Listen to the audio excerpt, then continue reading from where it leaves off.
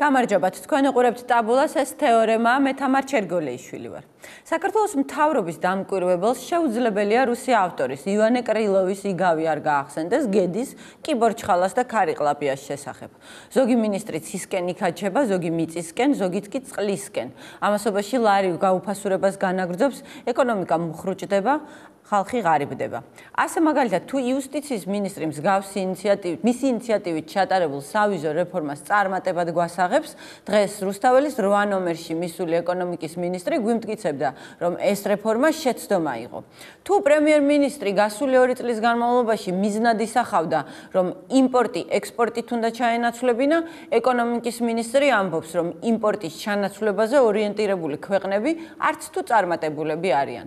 თუ ღარიბაშვილი ცოტა ხნის წინ ახტაცებით გვიყვებოდა, როგორ უთხრა ყველა ბიზნესმენმა სტილი დაცულია, რომ გასული წელი საუკეთესო იყო ბოლო 5 წლის განმავლობაში, კვირიკაშვილი აღიარებს, რომ ბიზნესმენებთან კომუნიკაცია ხარვეზიანი იყო და მთავრობის საკანონმდებლო ინიციატივებმა ბიზნესზე უარყოფითი გავლენა მოახდინა. ეკონომიკის მინისტრი კვირიკაშვილი, რომელიც საშკარად ეტყობა, რომ სხვა მინისტრებზე უკეთ აცნობიერებს, რა მორევშიც შევედით, ამტკიცებს, რომ 2%-იანი ეკონომიკური ზრდის დაგეგმვა ჯანსაღი მიდგომის შედეგია. ამის საილუსტრაციოდ თუ რას ნიშნავს საქართველოს მსგავსი ღარიბი ქვეყნისთვის 2%-იანი ზრდა, კახა ბენდუქიძის გათვლებს გამოვიყენებ. აი რას წერდა ის 2010 წელს ტაბულაში. თუ ჩვენ გავიზრდებით წელიწადში 12%-ით, 2040 წელს ვიქნებით მსოფლიოს წამყვანი ქვეყანა. დღეს ასეთი მდიდარი ქვეყანა არ არსებობს. თუ ჩვენ გავიზრდებით წელიწადში 10%-ით, 2040 წელს ვიქნებით მსოფლიოს ყველაზე შეძლებულ 20 ქვეყანას შორის. წელიწადში 7%-ით თუ გავიზრდებით, 240 წელს ვიქნებით განვითარებული ქვეყნების ბოლოში. წელიწადში 4%, 2040 წელს ვიქნებით ბანძები. წელიწადში 2%, 2040 წელს არ ვიქნებით. არაფერი არ ვიქნებით. არაფერი. არაფერი, არაფერი, არაფერი. გივით არგამაძესთან ვისაუბრებთ ქვეყანაში მიმდინარე პროცესებზე, რომელიც ნაციონალური მოძრაობის ცენტრალური ოფისიდან გვერდება. გამარჯობა ბატონო გივი. მოგესალმებით. დღეს დიდი მადლობა რომ თეორემაში იღებთ მონაწილეობას, ვიცი ფეხბურთს მოგწყვიტეთ. ვალში ვარ. დღეს ეკონომიკის მინისტრს ვუსმინე და ჩერჩილის სიტყვები გამახსენდა ბოლშევიკებზე. ბოლშევიკები თავად ქმნიან სირთულეს, რათა შემდეგ წარმატებით დაძლიონ ის. კვირიკაშვილი ამბობდა, რომ სავიზო რეგულაციების გამკაცრება შეცდომა იყო და ისინი გამოასწორებენ ამ შეცდომას. ის ამბობდა, რომ ბიზნესთან შეუთანხმებელი საკანონმდებლო ინიციატივები შეცდომა იყო და გამოასწორებენ. იმპორტის ექსპორტით ჩანაცვლების იდეა ფიქსი შეცდომა იყო და გამოასწორებენ. ამ დროს თქვენ მთავრობის გადადგომას მოითხოვთ. ხომ არ ფიქრობთ, რომ მსჯობს ვაცადოთ? ეგება დაიწყონ მაგალითად ხვალიდან იმ პრობლემების დაძლევა, რომლებიც თვითონვე შექმნეს ბოლშევიკებივით. სამწუხაროდ ხო, სამწუხაროდ ამ მსგავსებებზე ჩერჩილი ბოლომდე ვერ ვრცელდება. გამომდინარე იქიდან მხოლოდ ერთი ნაწილი შეგვიძლია ვაღიაროთ, რომ ისინი ქმნიან სირთულეებს. დაძლევის მცდელობაც კი არ ეტყობათ მათ, იმიტომ რომ საერთოდ მათ არ შეუძლიათ დაძლევა რაღაც ელემენტარული საკეთებლისაც კი სამწუხაროდ, ამიტომ მიიღეს და შეერჩათ საბოლოოდ ეს მეტსახელი უნიათოები, შეფასება, იმიტომ მართლა უნიათოები არიან. ელემენტარული საკეთებლის კეთება არ შეუძლიათ, არათუ რაიმე სირთულის დაძლევა. არა და სირთულეებს ქმნიან ძალიან ბევრს. რაც შეეხება მოცვლას, სწორედ აი გამომდინარე თქვენი პირველი ჩვენი საყვარელი ადამიანის კახა ბენდუქიძის ციტატიდან გამომდინარე, ვინაიდან ჩვენ დავადექით იმ გზას, რომლის შემდეგაც ვიქნებით არაფერი, ჩვენ არ მივცემთ საშუალებას ამ გზაზე ოდნავ მაინც დიდხანს ვიაროთ, ჩვენ არ მივცეთ საშუალებას, რომ ეს ქვეყანა გავხადონ არაფერი, ამიტომაც 21 მარტს ჩვენ გავმართავთ მიტინგს, სადაც მათ ვეტყვით, რომ ისინი უნდა გადადგენ.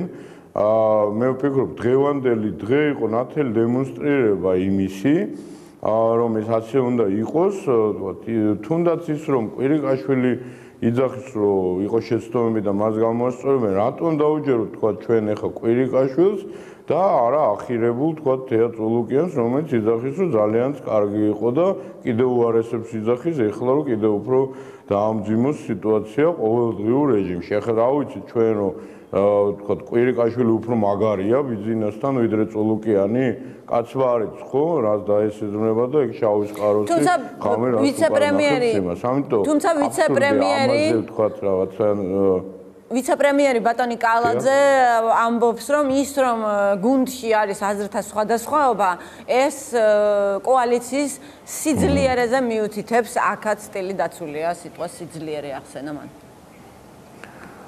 ბატონ კალაძე არის ერთ-ერთი კიდე მოვლენა მთავრობაში, რომელიც მეტყველებს იმაზე, რომ მთავრობა არ შეიძლება ოდნავ მაინც ქმედითი იყოს, ის მე მგონი ძირითადად თავისი ლამბერ სექსუალური იმიჯით დაცვით არის დაკავებული, გარდა იმისა, რომ მას არ გააჩნია არანაირი ცოდნა ეკონომიკური, არც ენერგეტიკაში, რაც დადასტურდა უკვე ამ გასული ხნის მანძილზე, ის არის ჩვეულებრივი მავნებელი ერთ-ერთი ამ მთავრობაში, რომელიც ქმნის აი შექმნილი პრობლემებიდან ძალიან ბევრს, ვთქვათ, იგივე კრიმინალური სიტუაციის დამძიმების თვალსაზრისით. ამიტომ თითოეულ ამ ვიცე-პრემიერს მე სხვა შორის არ ვიზიარებ იმ აზრს, რომ რაიმეთი არის გამორჩეული კვირიკაშვილი, ანუ შეიძლება ის ვთქვათ უფრო გამოზდის, რომ რაღაცა გამოიყურებოდეს უფრო დამწუხრებულად ამ ყველაფრისგან, არ ვიცი, მაგრამ ის არის ისეთივე ავტორი ამ კატასტროფის, როგორც თითოეული სხვა მთავრობის წევრი, ხარვეზზე როცა ვლაპარაკობ, პრემიერ-მინისტრი არის თვითონ ხარვეზი, ხო?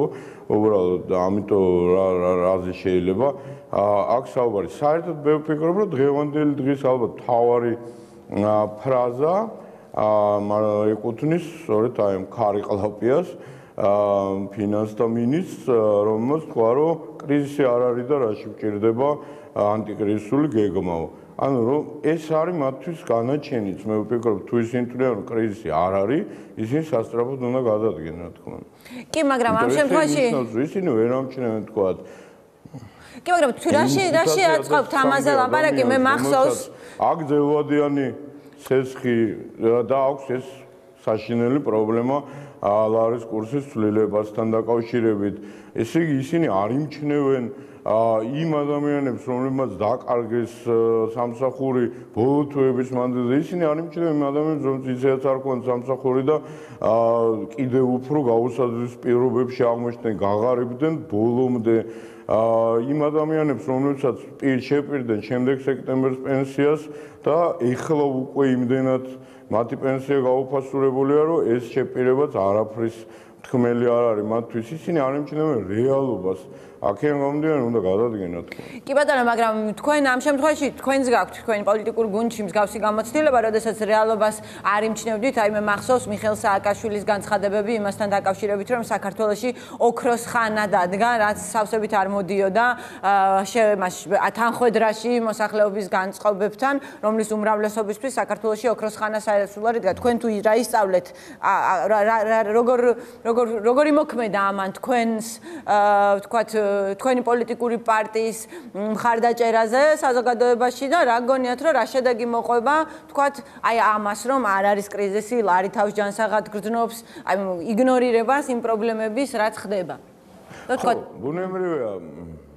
ბუნებრივია გადამეტებული შეფასება იყო უმრავლესობისთვის ეს, მაგრამ შედარებაზე იყო ლაპარაკი აქ ალბათ უფრო იმასთან, რაც ჩვენ დაგვხდა და თქვათ, აქ იმასთან შედარებით მართლაც ოქროს ხანა იყო, ასე ვთქვათ, ეს პერიოდი, თუმცა რა თქმა უნდა, უმეტესობის მოსახლეობის ესეთი შეფასება მიუღებელი იყო იმ დროს და ალბათ ეს იყო ერთ-ერთი შრეთაგან, რაც ერთმანეთს დაედო და საბოლოო ჯამში გამოიწვია 12 წლის არჩევანი საზოგადოების, თუმცა მეორე მხრივ ამის შედარება დღევანდელთან არ შეიძლება, გამომდინარე იქიდან, რომ დღევანდელთანაც შედარებით ალბათ ოქროს ხანა იყო ეს, იმიტომ რომ ეკონომიკური ზრდა იყო მუდმივად, იყო ყოველდღეს უფრო მეტი, ლარის კურსი ომის დროსაც კი იყო უცვლელი და კლება, თქვათ, სამუშაო ადგილების ნამდვილად არ ხდებოდა. თუმცა ამის შემდეგ მოხდა დევალვაცია. ხდებოდა დინამიკა იყო დადებითი, დინამიკა იყო. დადებითი, აქედან გამომდინარე დღევანდელთან ამის შედარება მე ვფიქრობ არ ექნებოდა სწორი ახლა მთავარი თქვა რაც მუდმივად ეხაც ჯიუტად ცდილობენ აპელირებას საგარეო ფაქტორებზე მართლაც ნუ ახლა 1 წლის წინ დაიწყო ეს ომი უკრაინაში შესაბამისად სანქციებიც 1 წლის წინ დაიწყო აქედან გამომდინარე თუ ამის პროგნოზირება არ შეეძლოთ უკვე მიმდინარეობის პროცესში მაინც შეეძლოთ გადაწყობა ამ სიტუაციაზე თითქმის ამისთვის არ დაუდევთ ისევ რომ შევადაროთ ომი მიმდინარეობდა ომი ამ ქვეყანაში და არა რეგიონში ან მეზობლად და მაშინ არ მომხდარა ესეთი კატაკლიზმები აქედან გამომდინარე და ნუ აი მოდეს ქრონოლოგიურად რო ვთქვათ ხო ახლა ბოლო წელი როდესაც ჯიუტად იძახდა ხადორილ არც აფერი არ მოვიდა ბიუჯეტი არ გაირღვა ეხლა სულ ბოლოს იძახდა მათი ასე ვთქვათ სულიერი მამა რომ ლარი კარგ მდგომარეობაშია მე ამოჩნდა რომ ცუდ მდგომარეობაშია მისი ინიციატივით მიიღეს ის რეგულირებები რომლებმაც დააღუპა ეკონომიკა საბოლოოდ მე მან გააკრიტიკა ეს რეგულირებები და აი ერთ-ერთი ვიცე-პრემიერი იძახის რომ ისინი მართლაც ცუდია თუმცა აი აქაც რო თქვა აი ბატონ კვირიკაშვილი იძახს რომ ამას გამოასწორებენ ჩვენ წინა სასესიო კვირაში ქონდა შეტანილი სწორედ კანონპროექტი გიორგი კანდელაკს ქონდა კონკრეტულად რომელიც აუქმებდა მთელ აი ამ რეგულაციებს მათ ჩააგდეს ეს კანონპროექტი საზეიმოდ ჩავთვალოთ ეხლა რახან კვირიკაშვილმა დღეს თქვა აი რატო თუ ამას მიხვდნენ აი იმ წუთას ხო არ მიხვდა ტრიბუნაზე რომ გამოვიდა ხო ანუ რაღაც პერიოდის წინ და ეს ხდებოდა სულ რამოდენიმე დღის წინ მაშინ რატო ჩააგდეს ეს კანონპროექტი გაუგებარია ხო მეორე ამ დროს სხვა მინისტრი იძახის რომ ძალიანაც კარგი და კიდევ უკეთესი რომ ჩვენ თურმე ირანელებს, ჩინელებს და ეგვიპტელებს მიუჩინეთ მათი ადგილი და რას უკავშირებთ ამას ბატონო არ დააყონა თქვენ ახლა რას უკავშირებთ ამ ყველაფერს იმიტომ რომ ხო შეუძლებელია ხა მთავრობა იყოს საკუთარი თავის მტერი და უნდოდეს რომ წარუმატებლობაზე აწყდებოდეს საკუთარ რიგებში რისი ბრალია რომ თქვათ აი ამდენი პრობლემაა თითქმის ყველა მიმართულებით რას უკავშირებთ იმიტომ რომ თითქოს ანუ აღიარებენ სად არის პრობლემა მაგრამ მე აღარ მიყვებიან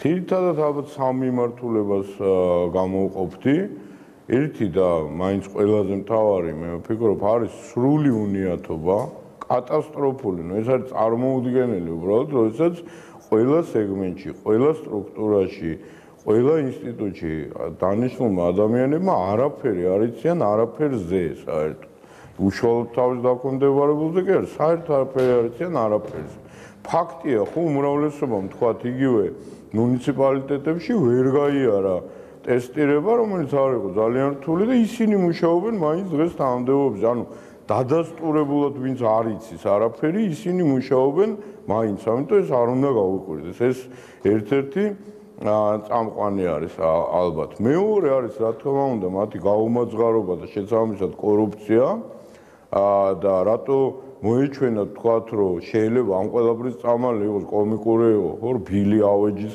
არ შეწყიდვა იმიტომ რომ თვითონ საერთოდ მიუწევთ გული ხო პირველი მიუწევთ რომ იყოს ბევრი ბილი ავეჯი ბევრი ახალი მანქანა ბევრი არემონტებული შენობა ფუფუნები საგნები პრემიები და ასე შემდეგ ეს ჩვენ ვხედავთ რომ მიუხედავად აი უკვე 2 თვის მანძილზე გამოცხადების რომ ეს აღარ მოხდება ეს ხდება მაინც ხდება ტოტალურად ისე იმიტომ რომ ამაზე უარეს თქმის შინაგანი საშუალებაც კი არ გააჩნია ამ ხალხს და ალბათ მაინც დამაგვირგვინებელი და შეიძლება ეს კიდევ უფრო მთავარი ვიდრე პირველი არის ის რომ ყველაფერი არის დამოკიდებული თვითონ გააწყვეტილებებს ეს ხალხი საერთო ვერ იღებს ხო ანუ აპრიორი იციან რომ მათზე არაფერი არ არის გადაწყვეტილებების მიღების მომენტში დამოკიდებული გადაწყვეტილებებს იღებს ბიძინა ივანიშვილი რომელსაც არ გააჩნია არანაირი პასუხისგებლობა რომელიც კონსულტაციებს გადის ზვიგენთან ზებრასთან შაოს კაროსთან თავის შინაგან სამყაროსთან რომელიც ნიჩეს ეწინააღმდეგება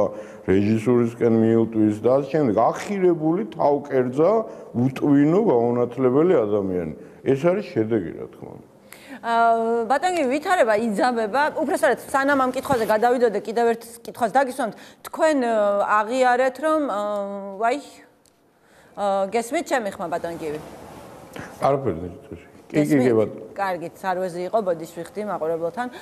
ვითარება იძაბება და თქვენ 21-ში დაგეგმილი გაქვთ ხელისუფლების გადადგომის მოთხოვნით გამოსვლა. კი, მაგრამ აი ახლა ახსენეთ თქვენ ბიძინა ივანიშვილი. რა მნიშვნელობა აქვს, რომც გადადგეს ეს ხელისუფლება, რა შეიცვლება?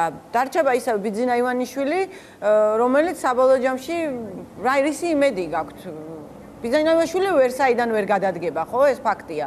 უნდა გადადგეს ეს მთავრობა. თუ ამ მთავრობას ბიძინა ივანიშვილი აკონტროლებს, რომელი მთავრობაც მოვა, იმასაც ის არ გააკონტროლებს და რამდენად ადეკვატურად გეჩვენებათ ეს თქვენი მოთხოვნა? ჩვენ მე ვთვლი სრულებით ადეკვატურია, გამომდინარე იქიდან, რომ კი გასაგებია, რომ ახლა ამდენი მილიარდია კაც და ჯერჯერობით თავზე არის გადასული, მაგრამ მაინც ამ ქვეყანაში ყველაფერს წყვეტს ქართველი ხალხი. და ის რომ ის ამდენის უფლებას აძლევს თავს, გამოიწვია, მაგრამ თავის დროზე მას მისცა სწორედ ქართველმა ხალხმა ხმა. დღეს მან დაინახოს ძალიან ნათლად, რომ მისი ლიმიტი ამოწურულია თავიდან ბოლომდე. და გარწმუნებთ, რომ ეს არ არის ძალიან, ასე ვთქვათ, მამაცი ადამიანი, ის ისევე ექვემდებარება შიჯს და ალბათ კიდევ უფრო მეტად ვიდრე სხვები. და აქედან გამომდინარე, მან დაინახოს ეს გაბრაზებული ხალხი და დაინახოს აუცილებლად მათ 21-ში ეს ერთი და მეორე ფორმალურად გადაწყვეტილებებს ადგილზე მაინც პარლამენტში იღებენ დეპუტატები. და ამ დეპუტატებმაც უნდა შეაფასონ ერთხელ და სამუდამოდ მათთვის პრიორიტეტი რა არის? კიდევ ერთი ბოლო კაპიკი, რომელსაც ბიძინა ივანიშვილისგან მიიღებენ, თუ საზოგადოება, რომელიც მათ ამ, ასე ვთქვათ, განცხრომაში ყოფნას უცებ მოუღებს ბოლოს. ამიტომ, რა თქმა უნდა, არის მნიშვნელოვანი თითოეულმა ადამიანმა დააფიქსიროს თავისი პოზიცია, ჩვენ ვიცით, რომ განწყობა არის უკიდურესად ნეგატიური და ეხლა ვეცდებით, რომ ეს განწყობა დავანახოთ ბიძინა ივანიშვილსაც და ხელისუფლების სხვა შტოებსაც ჩვენ დავიწყებთ 21-ში ამ მთავრობის გადაყენებას და ჩვენ აუცილებლად მივახცევთ მიზანს ყველა მეთოდით, მათ შორის მიტინგებით, მათ შორის პარლამენტსა როდის გეგმავთ ამ მიზნის მიღწევას, ბატონო გივი? მე ვფიქრობ, რომ ამისთვის არ იქნება ძალიან დიდი დრო საჭირო, მე ვფიქრობ, რომ მოიგება გონს ყველა ვინც უნდა მოეგოს და დაინიშნება ისეთი მთავრობა, როგორც მინიმუმ, თუნდაც მთავრობა ტექნიკური,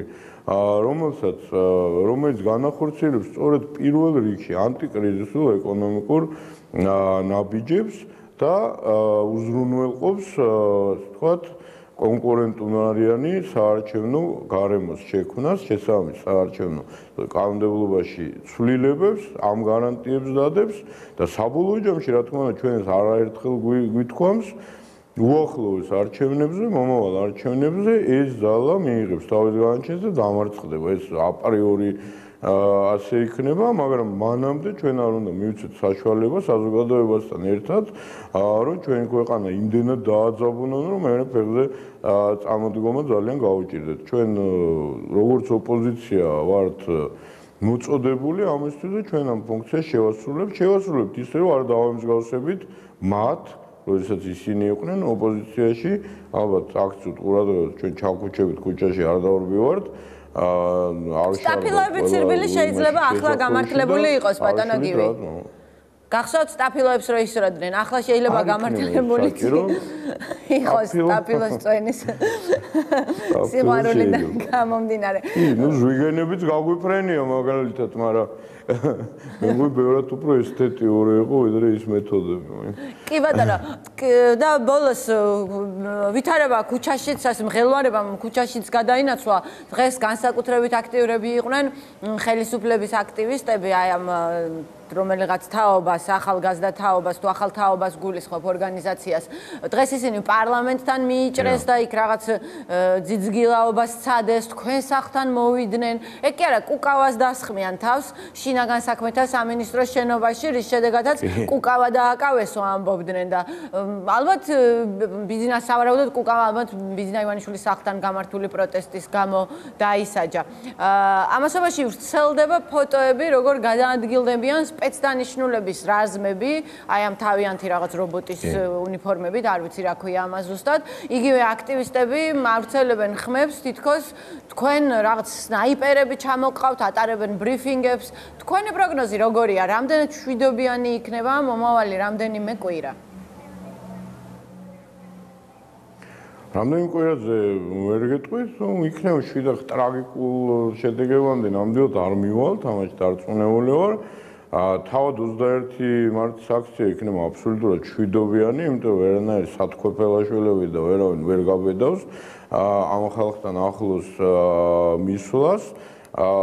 შეიძლება ესე ვთქვათ, რომ შიში ვერ იხსნის სიკვდილსავე, ხა ესე სულ სამოხდისავად ბუკვალურად მიიღებენ, მაგრამ ესეთი განწყობა უნდა გქონდეთ. ეს ყველაფერი არის მასობრივი შიშის გამოხატულება, ამას თან დაუმატეთ ის, რომ მუდმივი თათბირები აქვთ ახლა რეგიონებში, გუბერნატორებთან, გამგებლებთან, ამ შემდეგ რომ აბა თქვენ იცით ხელი შეუშალეთ, იგივე არის ჩვენი წარმომადგენლები ჩადიან იქ გამოყავთ გასაცოდავებული ხალხი, რომელსაც არ აქვს სურვილი წინააღმდეგობის და უბრალოდ თანამშრომლები არიან სტრუქტურების და უწევთ ამის გაკეთება, ამას ამბობენ კიდეც ეს რა თქმა უნდა არ იქნება არანაირი დაბრკოლება ამ გზაზე, უბრალოდ სამწუხარო კი არის, აი მაგალითად დღეს, როდესაც ისე მოვიდნენ, რომ რა თქმა უნდა მათი ეს პატივცემული ლიდერი გაიტყიპა, მოვიდნენ ჩემთან სახლში, რატომღაც ეს რაღაც წმინდა ადგილად აქვთ ამორჩეული. შეიძლება ღარიბაშვილსაც დემონსტრირება, ღარიბაშვილი იოლად დაინახავს, იოლად შეიტყობს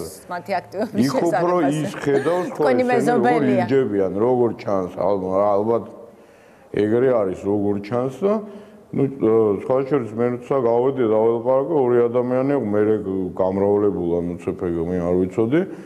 და სხვა საუბრის გარდა, სრულიად სულელურის და უსაგნოსი ძალიან დამტკუნავში დავიჭდება, რატო 18 წლის ბიჭი მეუნება ვეკითხები რომ კაცო მე რატო მომეხატე ხა ეს სადარბაზო. აბა ზონის ხალხი რო წერსო კედლებზე სოხუმი ჩემი იერუსალიმიო. აი იგი სოხუმი ჩემი იერუსალიმი ამ ადამიანებს გონიათ რომ არ ვიცი ცუდი სიტყვა გონიათ თუ რაღაც ქვეყნისთვის ცუდი ამბავი გონიათ. ანუ სრულიად დეგრადირებული ხალხია, ძალიან პატარა ასაკის, ძალიან სამწუხარო არის.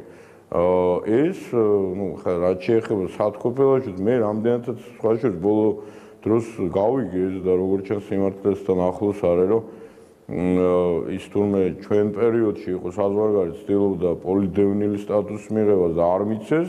და ეხლა ცდილობს რომ რაც მეტჯერ დაიჭირონ რომ მე შემდეგ ეს სტატუსი ისევ წინაცხოვრებაში წინაცხოვრებაში სექსუალურ უმცირესობებთან თქვათ რელიგიის სახელით აქტიური მებრძოლი იყო მე ესე მახსოვს ყოველ შემთხვევაში რაც შეეხება იმ 18 წლის ახალგაზრდას შესაძლებელია მეტი ენერგია და ფული რომ ჩაგედოთ განათლების სისტემაში აი იმ სისხლიანი წლების განმავლობაში შეიძლება სხვანაირი წარმოდგენა ქონოდა ახლა იმ ადამიანს ეს პრეზიდენტმაც ყოფილმა პრეზიდენტმა აღიარა. კი ბატონო, დიდი მადლობა ბატონო გივი, წარმატებებს გისურვებთ 21-ში აქციაზე და რასთორ იმ მშვიდობიან პერიოდს გისურვებთ მთელი ამ ხნის განმავლობაში. კიდევ ერთხელ დიდი ბოდიში რომ ფეხბურთს მოგწყვიტეთ.